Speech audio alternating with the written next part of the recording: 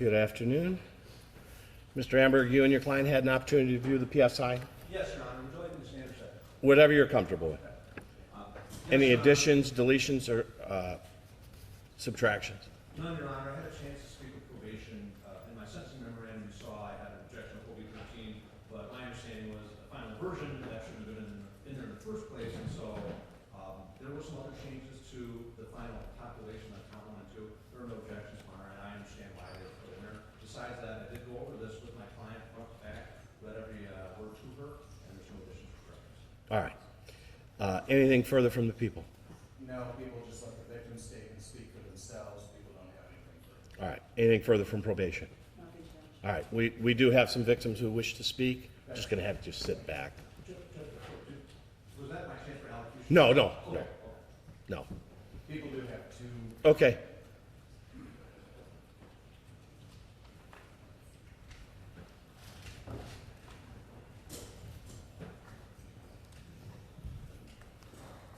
Would you identify yourself for the record, please? Good afternoon, Judge. My name is Brian Phillips. All right. I am the father of Jaden Phillips Go right ahead, Mr. Phillips. and Zane Phillips.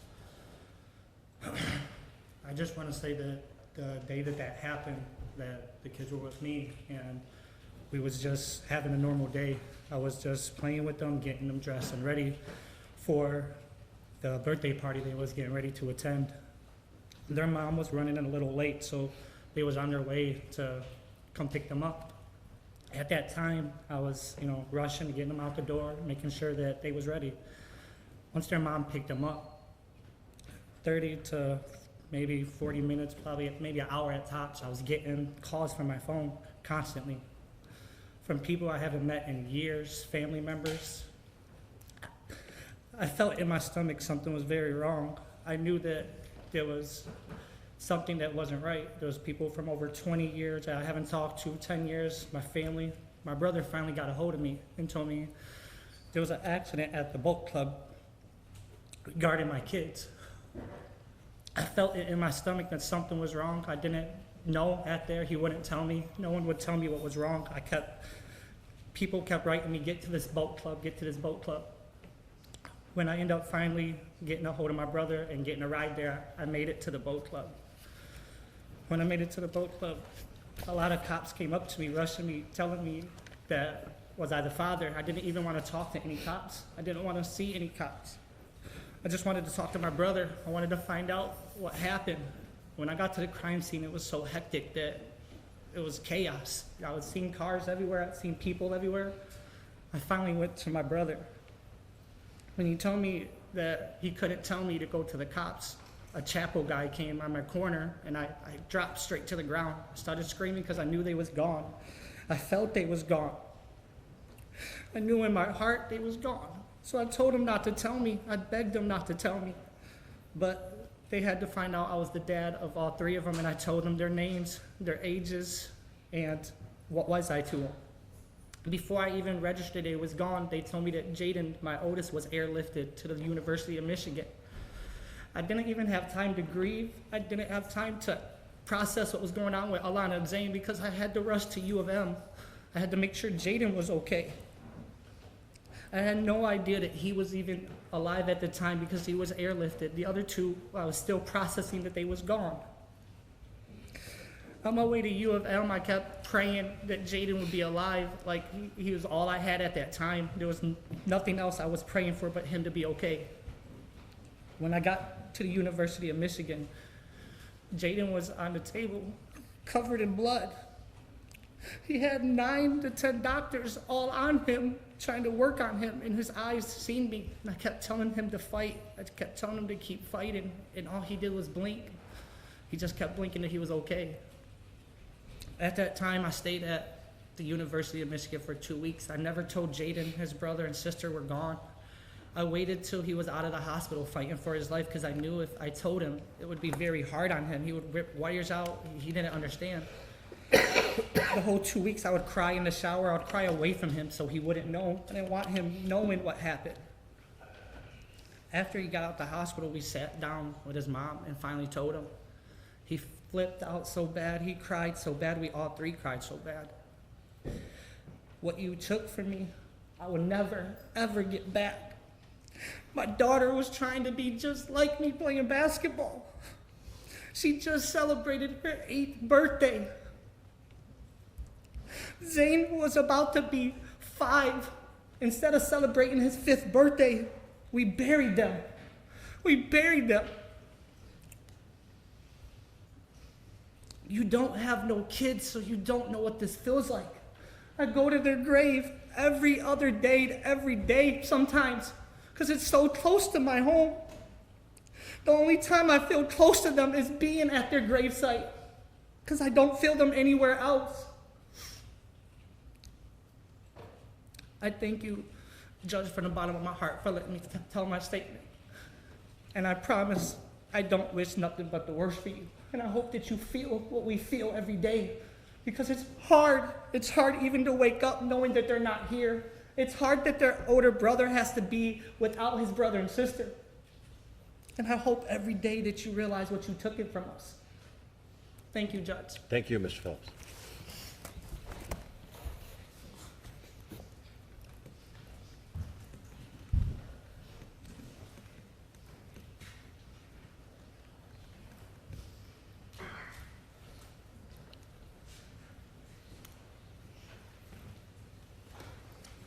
I'm going to have you identify yourself, please.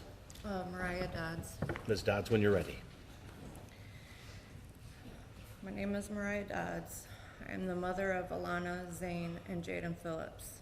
I stand before this court with a heart that is shattered beyond words, and with pain so deep words cannot fully express its weight. I lost my children.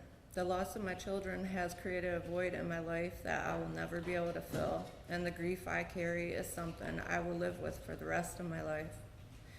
My children were my everything and kept me going every day. They were my joy, my hope, and my reason to live. Each day spent with them was a gift I cherished, and I took pride in being their mother. Every milestone they achieved, every smile they gave was a reminder of how incredibly blessed I was to have them. They brought so much love, laughter, and light into my life. Alana was 8 years old, and she was in the 2nd grade. She was smart, creative, artistic, independent, fearless, and had such a good heart. She loved to dance and read books. She loved singing, playing with dolls, playing restaurant, drawing, collecting rocks, and being a leader. She liked to create recipes, do her nails, practice makeup, organize things, do gymnastic moves, and still played rough with her brothers. She had a sassy side to her and wouldn't let anybody mess with her. She knew how to stand up for herself. She had a huge heart and had a nurturing personality. She looked up to me so much. She had every piece of me in her, from her beautiful heart, artistic soul, and her spunky personality. She was everything I have ever wanted and pictured.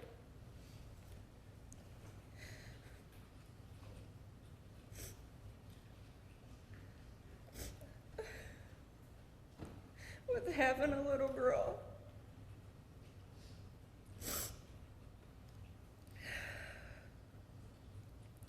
She will always be remembered for her dark brown ringlet curly hair, beautiful different color eyes, freckled nose, and having a sassy, sweet, and funny personality.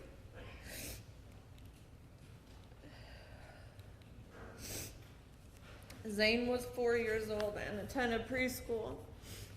He was full of energy and loved to make everyone laugh. He loved to bounce around and dance. He enjoyed being funny and loved getting reactions from people. He could make a room full of people laugh. He liked superheroes and collected squishy-like sensory figurines called gujitsus. He loved going to the parks and being outside like any other kid. He was super close to both of his siblings and looked up to his older brother Jaden more than anything. He loved playing games and was just starting to learn to read books.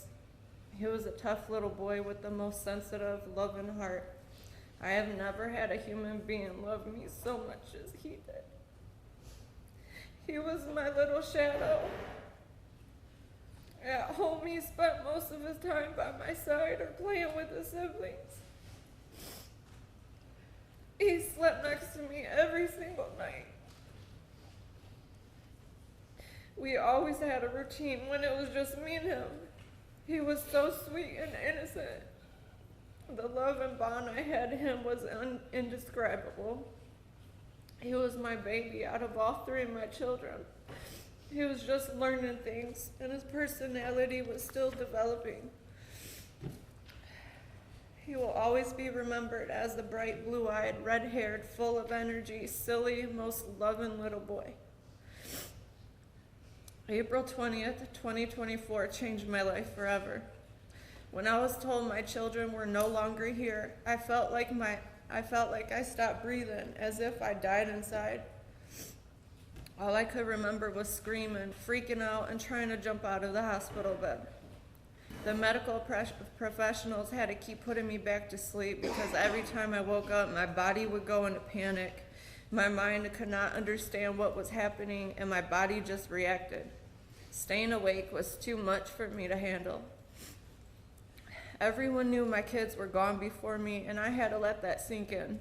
I suffered a traumatic brain injury, so trying to remember every detail of what happened during the time, it was so hard to think and process stuff. Everything happened so fast, and I was so confused once I regained consciousness. Having to leave the hospital out of the back door instead of the front did not make sense to me. News stations knocking on my front door before I could even make it home from the hospital was not the kind of spotlight I wanted, considering I was trying to process my kids were really gone. The first time I stepped into my home when I got out of the hospital was just as traumatic for me. Going home without my kids was not normal for me. I had to see everything that was left inside my home when we last left it all together. Having to see their little shoes and coats at the front door with toys laying around my living room made everything feel more realistic. I could not look at anything. I cried to my family to get it all out of my sight because every time I seen something of theirs, I felt like I was going to stop breathing. It was impossible to get everything out of my sight for the moment because my whole home is a memory of them. I am used to my home being noisy and full of laughter. Now it's quiet. It's extremely hard to be in my home now. There are many good memories, but it hurts more than anything living in something that once was full and perfect to nothing but emptiness and false hope to still wait to see them running around. I am the type of person that would not let just anyone come to my home because that is our safe place. After this accident, there were so many people in and out of my home that it was overwhelming. I encountered so many phone calls, so much paperwork, and consistent appointments when all I wanted to do was just close my eyes and pray every time I opened them that it was just a nightmare. I was overwhelmed, overstimulated, in a bad state of mind while trying to process the death of my kids and physically heal with the injuries I had. The panic attacks I had to face felt like my heart was going to stop. Even one point EMS had to come because I thought I was going to die. I felt helpless. I could not move around without support. I could not get out of bed and go to the bathroom without help. I could not bathe myself. With most of my ribs broken on one side, my shoulder blade broken on the other, a golf ball-sized hematoma right on my pubic region, and the back of my neck and skull bruised, I couldn't sit comfortably in a car or sit straight up in a chair without it hurting to breathe. No matter if I laid down, sat up, or tried to walk, everything just hurt so badly. I am so used to taking care of little ones, not having anyone take care of me ever. I felt vulnerable and like a burden on the ones that had to step away from their own life to take care of me and Jaden.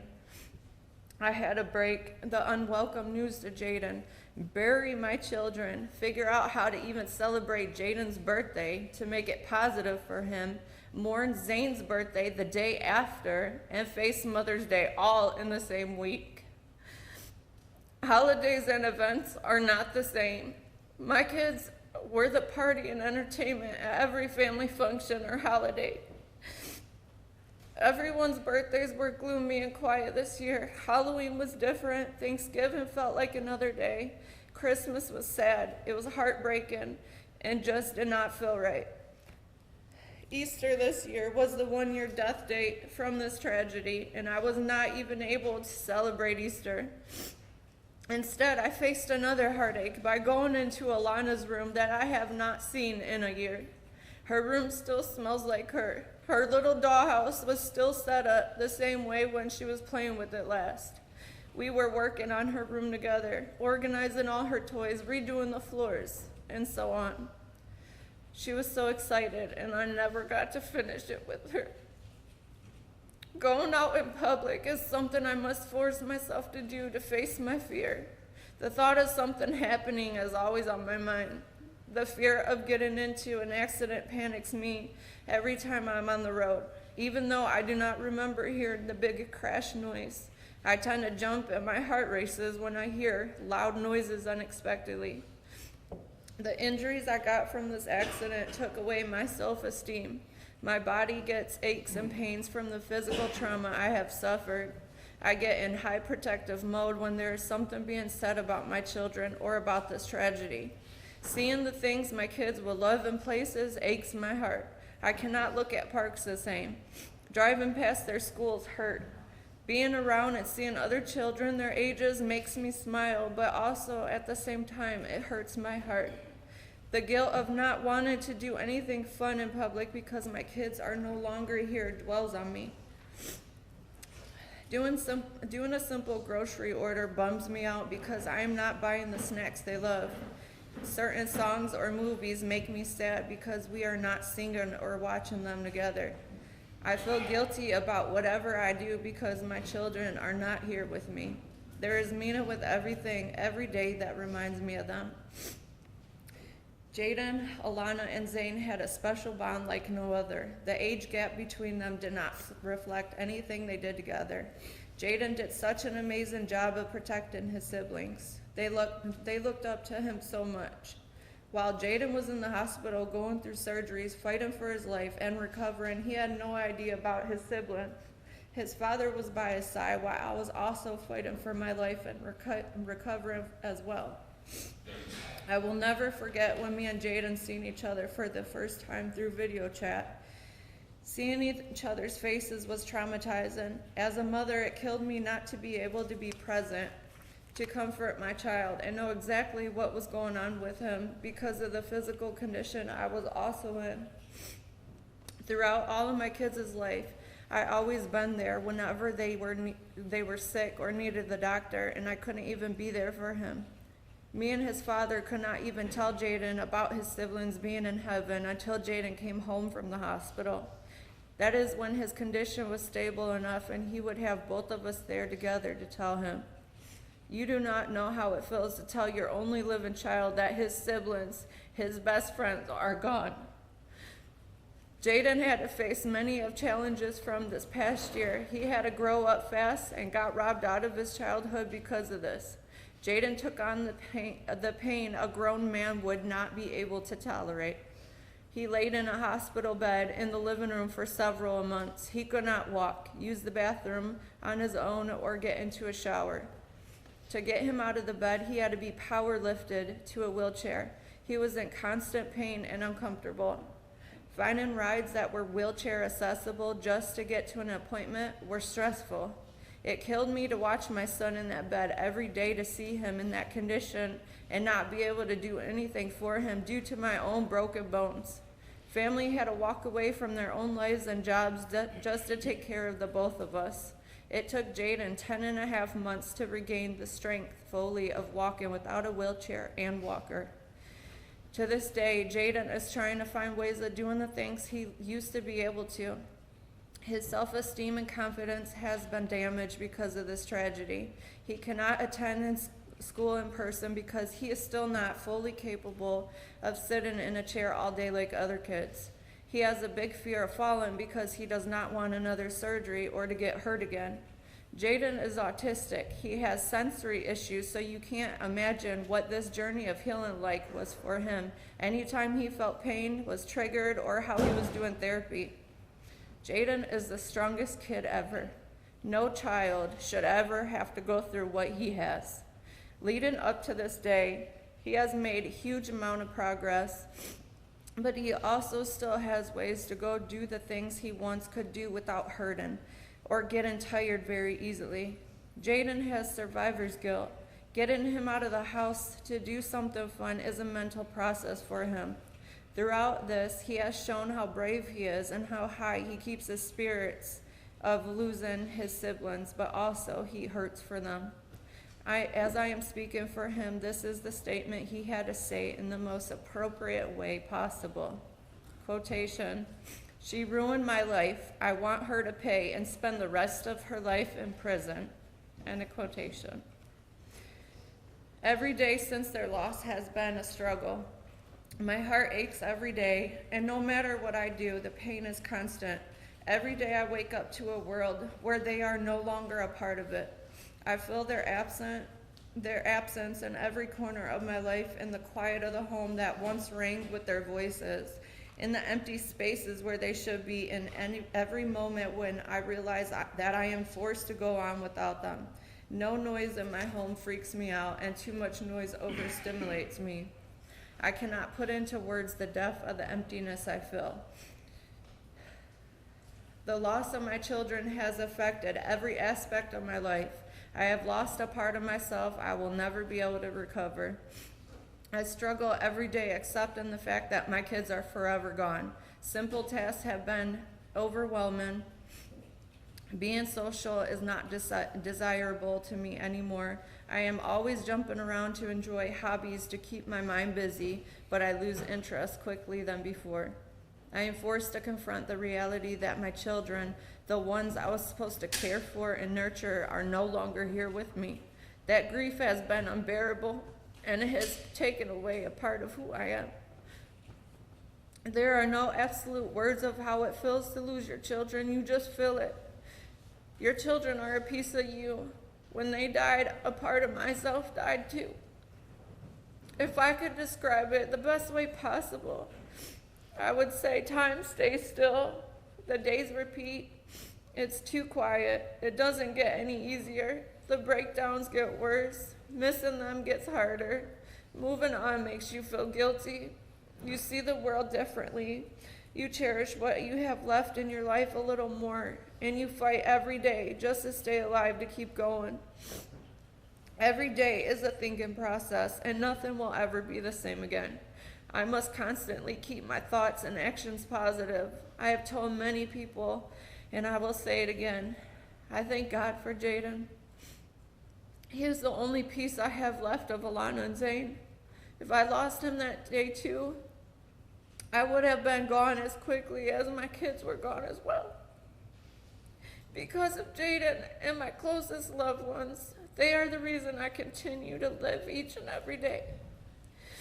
Living is not a choice in my life, because I will still have to always fight and protect Jaden. And I will still always have to be Alana and Zane's voices while they are not here, until I take my last breath. I wish I was alert that day. I would have been able to kiss my kids one last time and tell them I love them. Zane would have been able to hold his mommy that he kept asking for minutes before he passed away.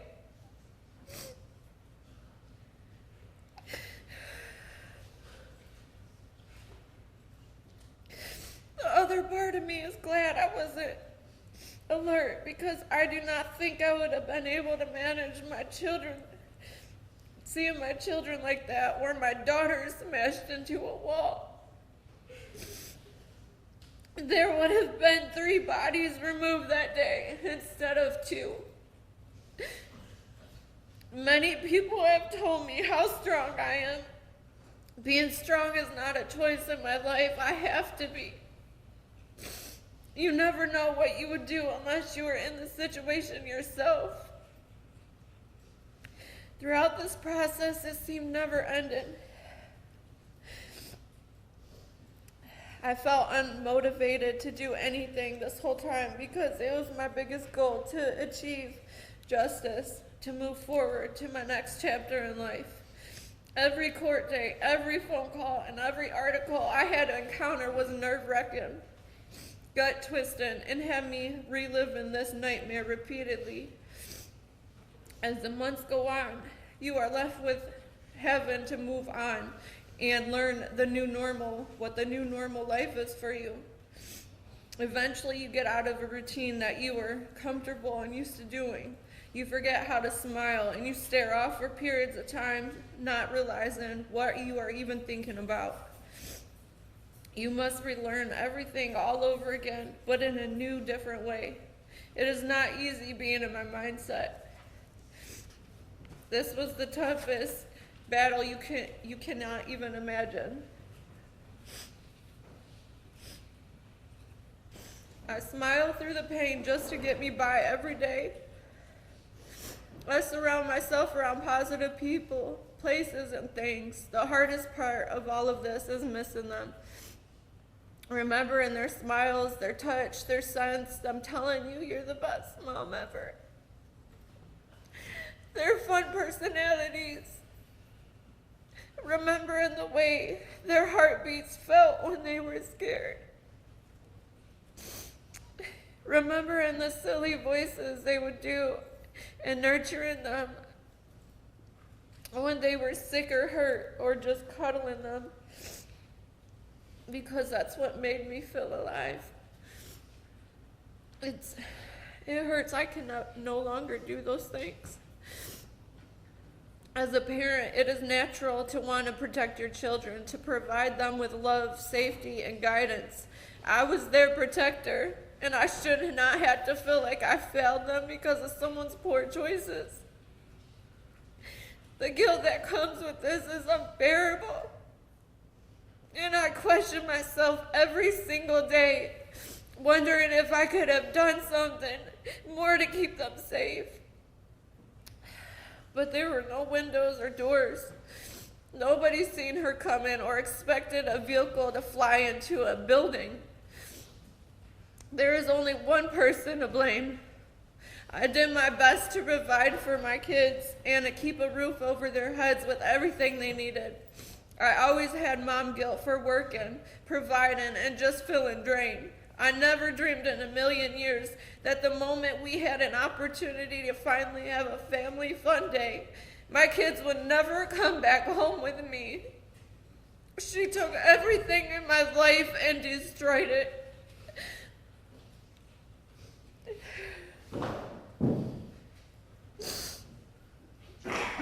Your Honor, there is no greater loss than the loss of a child, let alone two. I will not wish this pain on anybody. The best thing I was good at in life was being their mom.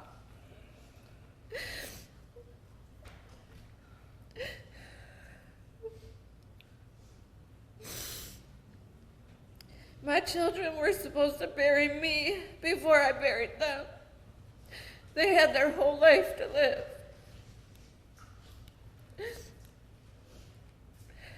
No punishment can undo what has been taken from me.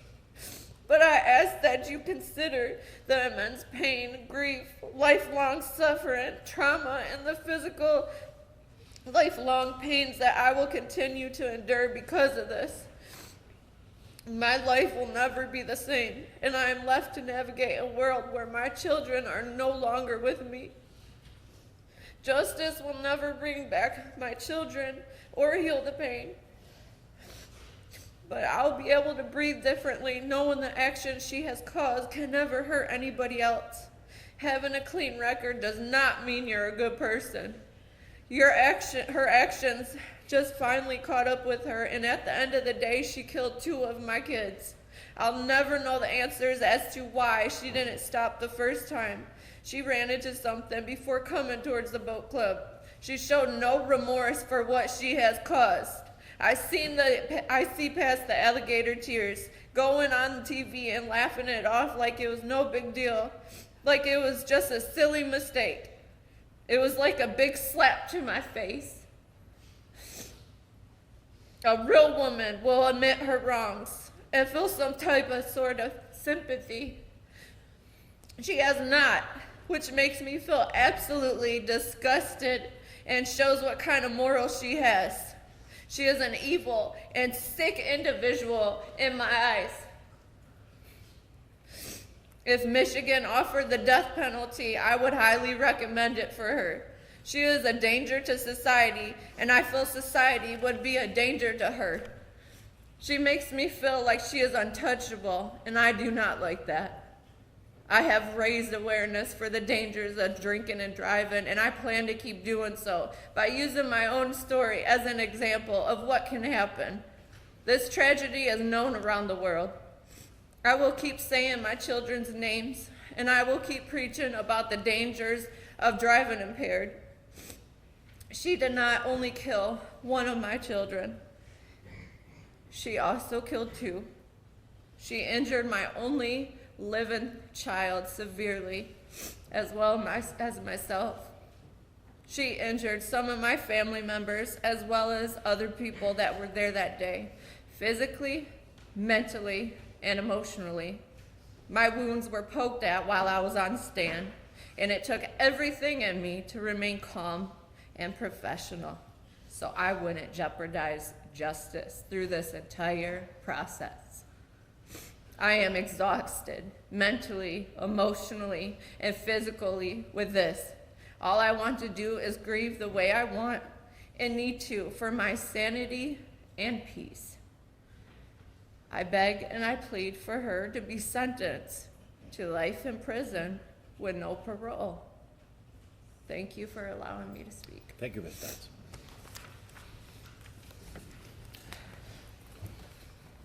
Mr. Amberg, what would you like to say on your client's behalf? Thank you, Your Honor. Before I get into what I wanted to talk about in my sentencing memorandum, I wish I would have been here. I wish I would have been here a long time ago in this case. I, like many of our community, colleagues of ours, was first found out about this case from the media, from watching the news. And from what I saw, I was disgusted. You can't speak to why former counsel would go on the news and invite this type of scrutiny into this case when clearly people were grieving. But I thought it was disgusting. I truly do. It does not change what happened. But I can say that since I got on this case recently, the first thing I did was to get the discovery in the case and to go through this with my client. You read the letters from the victims in this case. I mean, it's ripping, it's raw. You look at this discovery, it is horrendous and terrible and tragic. I know we're in a business where we see things like this all the time, and this is one of the worst cases I've seen. This idea that Ms. Chidester is not remorseful is something I respectfully do not agree with, but I understand why anybody who watched the news would think that. Because the way that the lawyer portrayed her, and to have to go through this trial and all of these other things, certainly made it seem like she did not feel any remorse for this, and nothing could be further from the truth. I provided a list of different letters and things like that that shows who she was, because before April 20th of last year, if you were to meet Ms. Chidester, you would think she's a normal, kind person. She grew up in this area. The boat club was a place where it was very dear to her. Her father helped found it. When she was married to her husband, they had the reception in the same building where this took place. She served honorably in the Army. She worked at power plant and served honorably there for the United States, and did charity work, very active in her church. You know, prior to that day, you never would have thought that she would have been here. You know, in my memo, I talk about deterrence and things like that. I think that this case, if anything, stands for this idea that if you make poor decisions with alcohol, that you can face murder. Now, I know that, you know, Your Honor, you, me, prosecutor, we've done a lot of different types of alcohol-related drunk driving cases in our careers. It happens all the time, all the time. And this is the end result sometimes, unfortunately, and it's terrible. It truly is. have asked the court for mercy.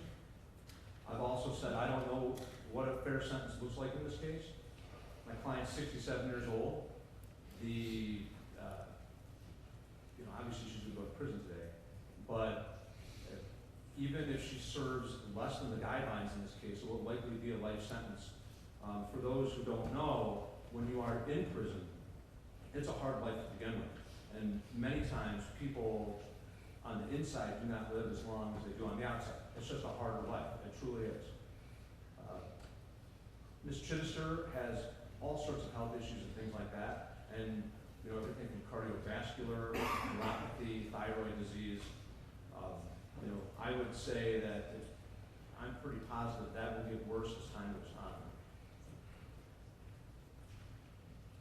Even at 15 years in prison, I think that puts her release date, even if she got on parole at 83 years old. If she gets 25 years old, or 25 years, she's out at 93 years. I don't think she's going to live that long. I asked for mercy and for a sentence that could potentially get her a life full sometime late in life. I don't know if that's even possible, quite frankly.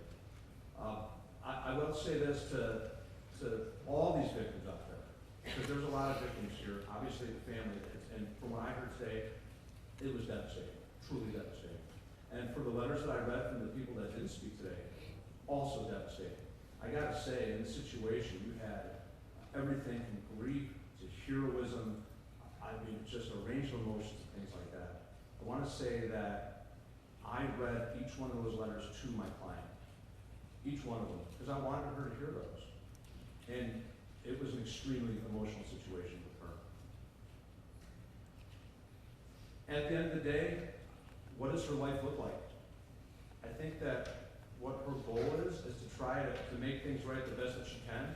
I don't know what that looks like. You go to prison and try to help others. There may be some opportunities there for her, but in essence, any sentence, even a guideline sentence, is a life sentence for her. It truly is. I did address some legal issues as well in the sentencing memorandum. In there, you'll see that I've asked for a concurrent sentence as opposed to consecutive sentences. I know that the people's position is that both count 1 and 2 should be consecutive to each other, and then counts 3 and 4 should be consecutive as well. Even if they were to be run concurrent, that sentence would certainly be of such a nature where I think that the principles of sentencing that I discussed in my brief would be met. Rehabilitation of Ms. Chidester, this is her first offense. I do think that there is a very good chance that even if she were to be released at some point, nothing like this would ever happen again. Protection of society. Even when she is released, whatever her sentence may be, she'll be so elderly that my guess is that she'll be released to a hospital to die. I think that's what's going to ultimately happen. Punishment. Obviously, the guidelines have give Your Honor a wide range of options here as far as sentencing goes, and I respect that and understand that. And finally, deterrence. I think that when you have a case where, back when I first started, a lot of these cases would be operating while intoxicated, causing death. They really would. And you would go through trials, or you would go through pleas, and the sentencing options were not as large as they are for a murder to conviction. But I'll tell you what, if anybody can get anything from this case for society and for deterrence, it's that if you choose to do this and make these poor decisions, that you could, spend the rest of your life in prison for murdering somebody. Thank you very much, Your Honor, for your time. My client would like to just say a few words. Of course. Ryan, I've been thinking about what I was going to say to you for over a year. It was a terrible, terrible tragedy. I can't help it. Say I'm so very, very sorry for the loss of your children. I prayed for them every day. And I would ask that their father would also forgive me, as well as the people that were injured.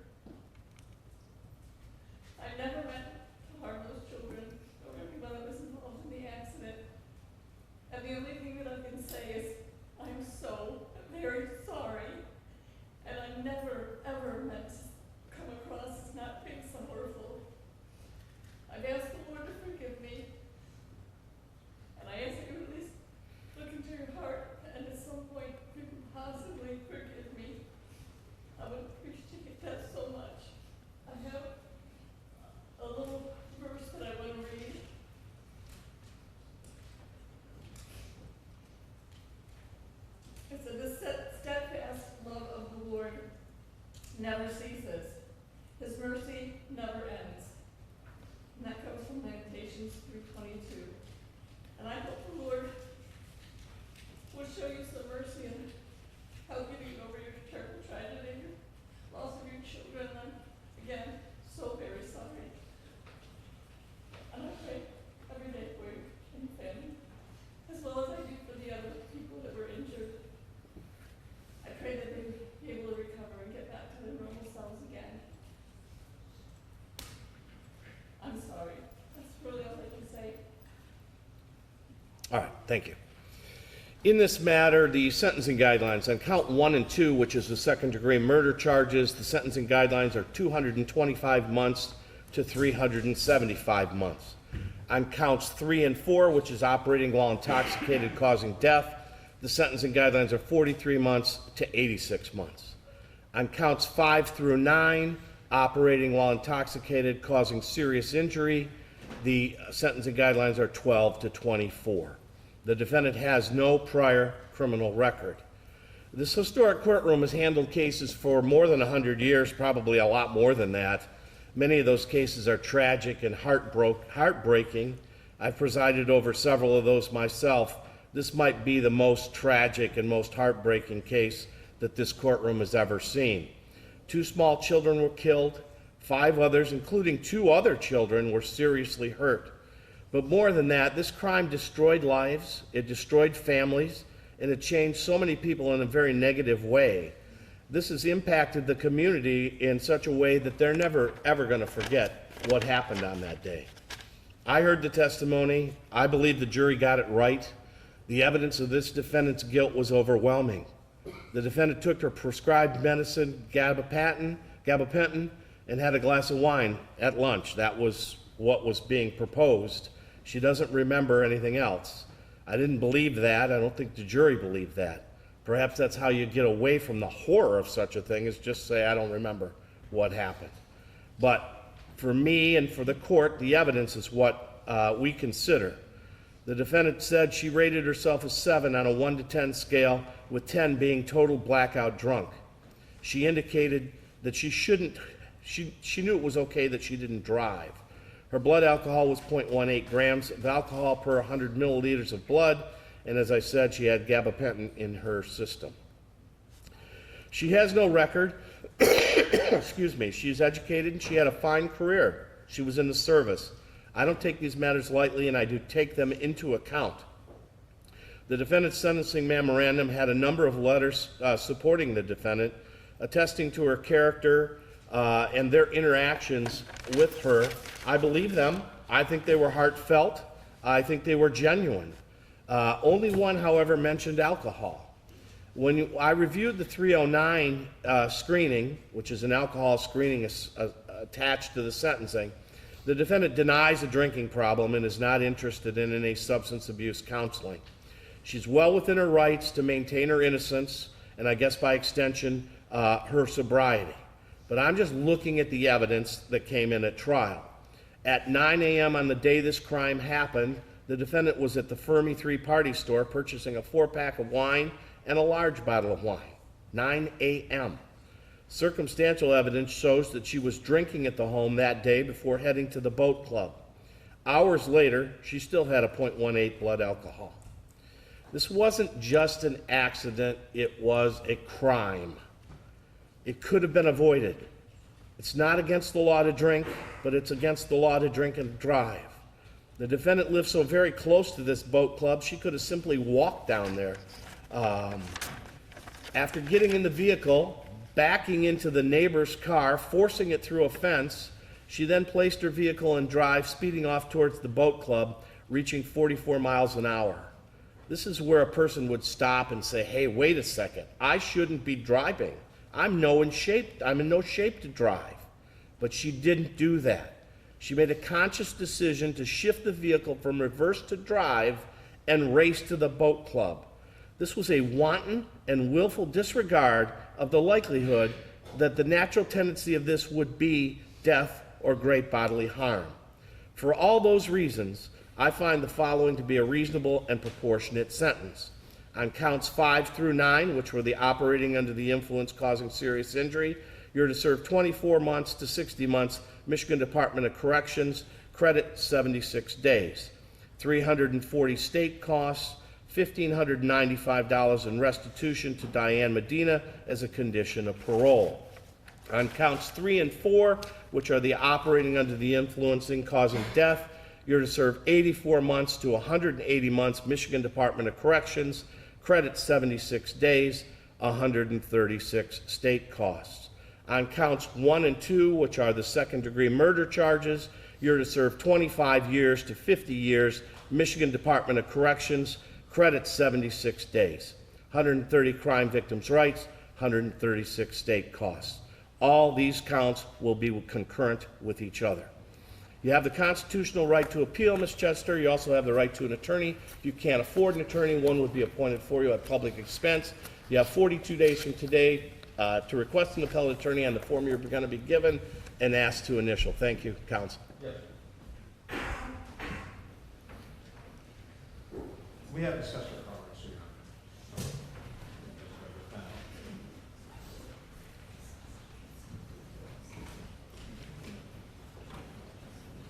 All right, ladies and gentlemen, that concludes this sentencing. For security reasons, we are going to ask that you'll all vacate the courtroom and vacate the third floor. Doesn't mean you can't be in the courthouse, just not in the courtroom and not on the third floor. Thank you so much for your cooperation.